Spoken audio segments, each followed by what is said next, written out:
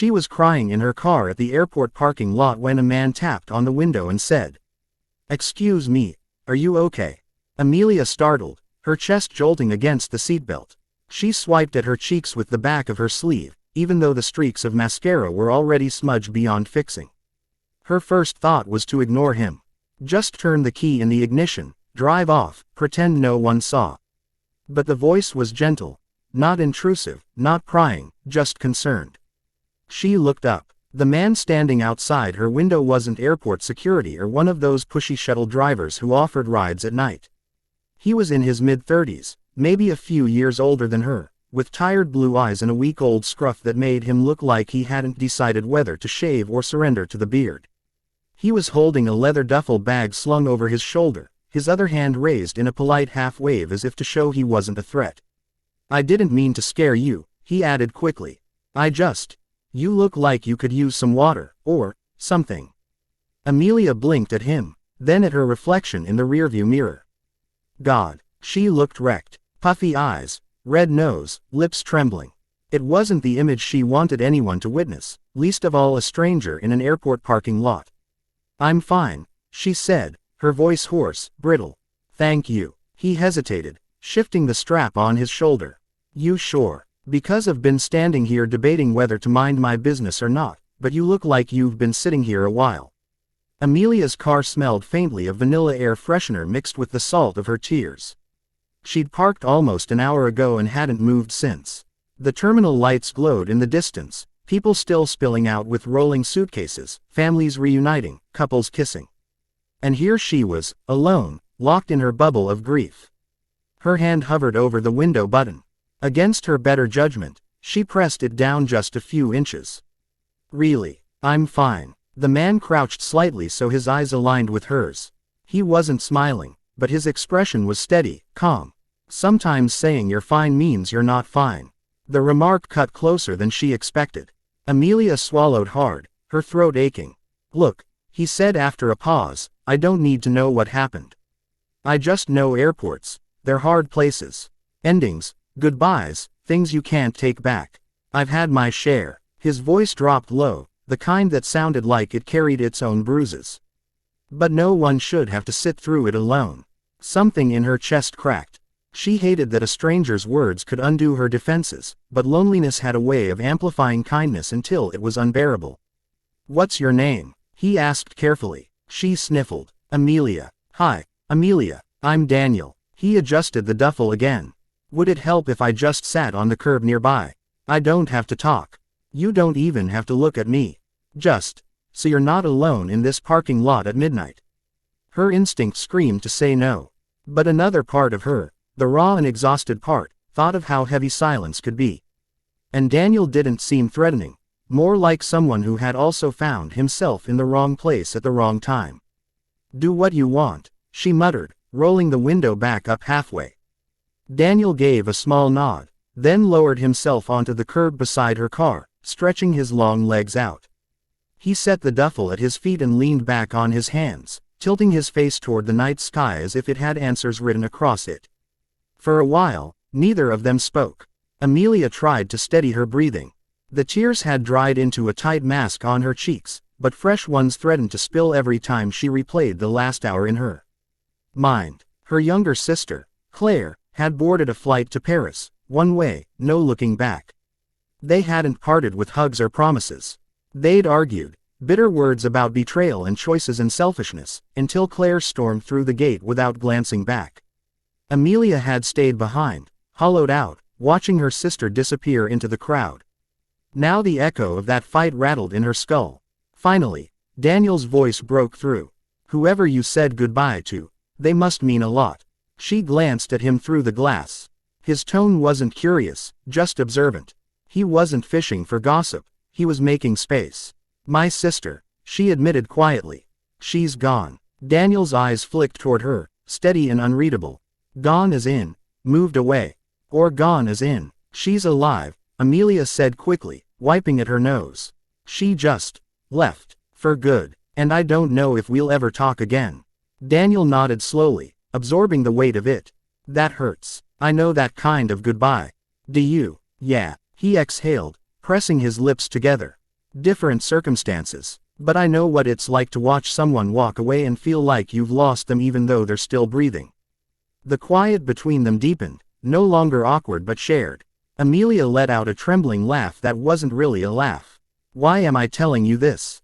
You're a stranger in a parking lot. Sometimes strangers are easier, Daniel said. No history, no judgment. Just two people crossing paths for a minute. A shiver ran through her, though the night wasn't cold. She stared at the steering wheel, at the small silver charm dangling from her keychain. Claire had given it to her years ago, back when they promised to always be each other's anchor. The memory stung. Daniel shifted on the curb. Do you want coffee? There's a diner across the street. It's nothing fancy, but they make strong coffee and serve pie all night. My treat. Amelia hesitated. Getting out of the car felt impossible, like leaving this seat would mean accepting her sister was really gone. But sitting here forever wasn't an option either. She studied Daniel. His clothes were rumpled but clean, his voice level, his presence unhurried. Something about him felt safe. Not perfect, not rehearsed, just human. Why are you here? She asked suddenly. At the airport. Did you just arrive? His jaw tensed slightly, almost imperceptibly. Yeah, landed an hour ago. Needed some air before heading home. She sensed there was more to the story, but he didn't offer it, and she didn't press. Instead, she found herself unbuckling her seatbelt. The click echoed louder than she expected. Daniel noticed, stood, and stepped back politely as if giving her space to decide. Amelia opened the door, the night breeze brushing against her damp face. For the first time in hours, she inhaled something that didn't taste like regret. Pie, huh, she said softly. Daniel gave a faint smile. Best therapy I know. They walked across the dimly lit street, the quiet hum of traffic in the distance. The diner's neon sign buzzed, flickering slightly, as though it had weathered decades of travelers and night owls. Inside, the warm glow of yellow bulbs contrasted sharply with the cold, impersonal parking lot they'd left behind. The waitress greeted them without question, guiding them to a booth by the window. Amelia slid into the seat, feeling exposed but oddly lighter. Daniel set his duffel beside him and ordered 2 coffees before Amelia could even decide. Do you always rescue crying women in parking lots? She asked, half teasing, half guarded. He chuckled quietly. First time, actually. Usually I'm the one brooding in corners. Something about the honesty made her lips twitch, almost forming a smile. The coffee arrived, steaming in thick white mugs. Daniel poured sugar into his without hesitation, stirring lazily. Amelia wrapped her hands around hers, savoring the warmth. For a while, they sat in companionable silence. The clatter of dishes, the low hum of conversation from a trucker at the counter, the jukebox playing something faintly old-fashioned, it all blurred into background noise. Amelia finally spoke. We fought. My sister and I. And the things I said, I can't take them back. Daniel looked at her carefully. You wanted her to stay. Yes. But she wanted something else. And instead of supporting her, I tried to stop her. She called me selfish. Amelia's throat tightened. And maybe she was right. Daniel took a slow sip of his coffee. Sometimes love and fear get tangled. You try to hold on because you care, but it comes out wrong. Doesn't make you selfish, just human. His words lingered in the air, settling into the cracks of her guilt. She studied him. You sound like you've practiced saying that. He gave a half smile, one corner of his mouth lifting. Maybe. Or maybe I've had to tell myself the same thing. Their eyes met across the table, and for a second, Amelia felt seen in a way that was both unsettling and comforting. But just as she started to relax, she noticed Daniel's gaze flick briefly toward the diner's door. His shoulders stiffened before he forced them loose again. Expecting someone? She asked. No, he said quickly, too quickly. Just habit. Airports, crowded places, you learn to stay alert. The explanation didn't fully land. A ripple of unease passed through Amelia, though she pushed it aside. They continued talking. About trivial things, about pie flavors, about how airports were like stages for every human emotion at once. Yet beneath Daniel's calm exterior, Amelia sensed layers. Secrets. And as the clock crept toward 1 a.m., she realized this night was only the beginning. Amelia stirred her coffee absent-mindedly, the spoon clinking against the ceramic. She kept glancing at Daniel, noticing the subtle flickers in his expression. He was present, listening, answering, but there was a guardedness to him, like every word was filtered before it left his lips. She leaned back in the booth.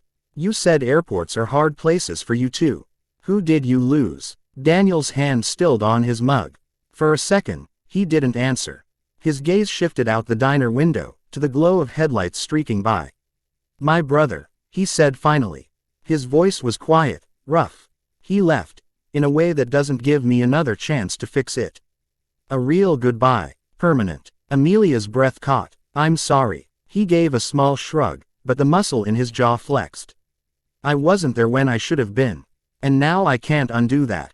The heaviness of his admission hung between them. Amelia felt it settle over her own ache, like their griefs were overlapping puzzle pieces. She reached across the table, hesitated, then lightly touched his hand. He didn't pull away. For a few moments, they stayed like that, two strangers tethered by the simple fact of loss. Then the bell over the diner door jingled. Daniel's hand twitched beneath hers. He pulled it back, straightening in his seat. Amelia followed his gaze. A man in a dark jacket had entered, scanning the room quickly before sitting at the counter. Nothing about him screamed danger, but Daniel's entire posture shifted, shoulders squared, eyes alert. Amelia frowned. You know him? No, Daniel said, too flatly. He sipped his coffee, but his eyes kept darting toward the man.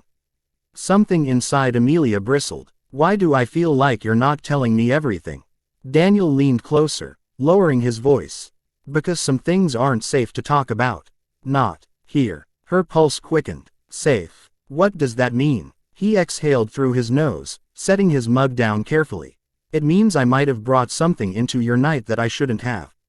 Amelia's stomach knotted. She thought of her sister's departure, of her own shattered emotions, and now this stranger, this almost comforting stranger, suddenly painted in new uncertainty. She stood. Maybe I should go. Daniel's eyes softened with regret. Amelia, please. I didn't mean to pull you into anything. I just saw you there in your car and couldn't walk away. That part was real. Her breath shook. Then tell me the truth. He looked at her, long and hard, as if weighing the risk.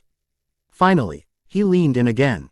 I used to work for people who expected loyalty no matter the cost. When my brother died, I realized I'd given my loyalty to the wrong ones.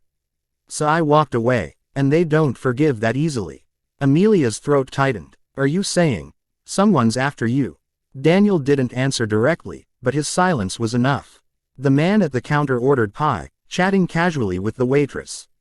But Amelia felt the tension buzzing under the surface, an invisible thread connecting the three of them. Daniel slid out of the booth. We should leave. Her instinct screamed to demand more answers, but something in his tone, firm, protective, made her follow.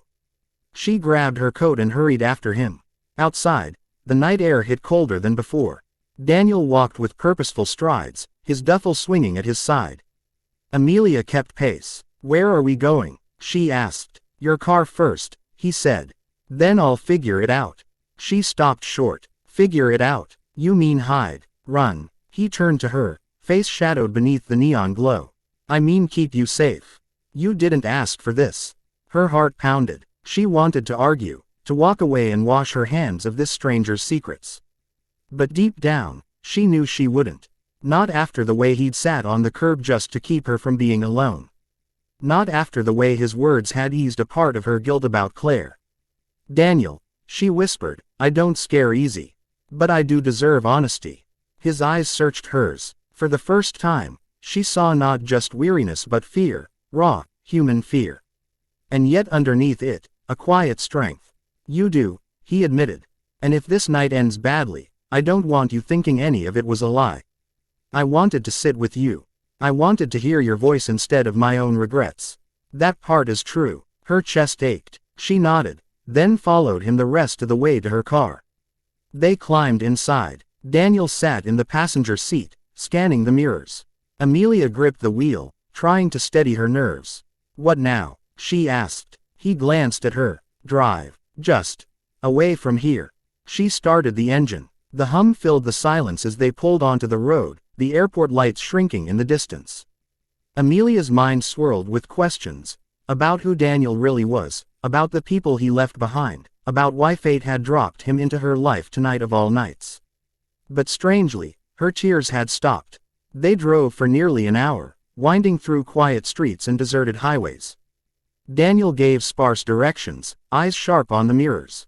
Finally, he told her to pull into a rest stop overlooking a wide stretch of dark water. They parked. The stillness pressed around them. Amelia turned to him. "Are you going to disappear too?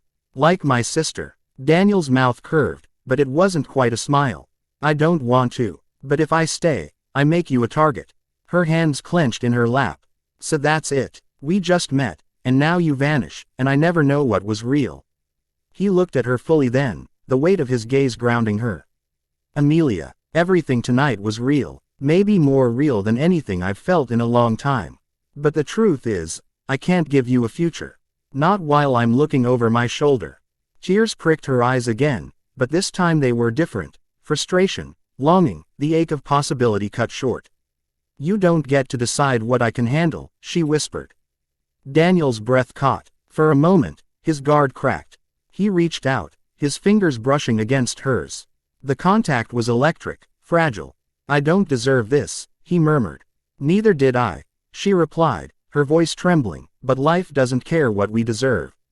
The silence stretched, charged with everything unspoken. Then, slowly, Daniel leaned closer. His lips met hers in a kiss that was both hesitant and desperate, like two souls clinging to a fleeting moment before the tide pulled them apart. When they pulled back, Amelia's forehead rested against his. "What happens now?" she asked softly. He closed his eyes. "Now, I go somewhere they can't find me. And you live. You make peace with your sister. Don't waste another chance the way I did." Her throat tightened. "And us?" Daniel opened his eyes, sadness etched in the blue depths. "Maybe someday, when the world isn't hunting me, I'll find my way back.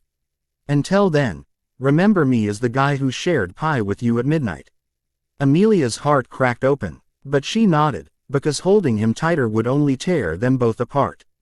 He left at dawn. She watched him sling the duffel over his shoulder and walk down the empty road until his figure blurred into the horizon. She stayed in the car long after, the imprint of his presence lingering like warmth after a fire. Later, she drove home. She called Claire, leaving a voicemail through tears. She told her sister she was sorry, that she loved her, that distance didn't have to mean the end. For the first time in days, Amelia felt a spark of hope. Daniel was gone, maybe for good, but he had given her something invaluable in exchange. The courage to let go of guilt, to choose connection instead of silence, to believe that even strangers could change the course of a life in a single night. And somewhere, she hoped, he carried her with him too.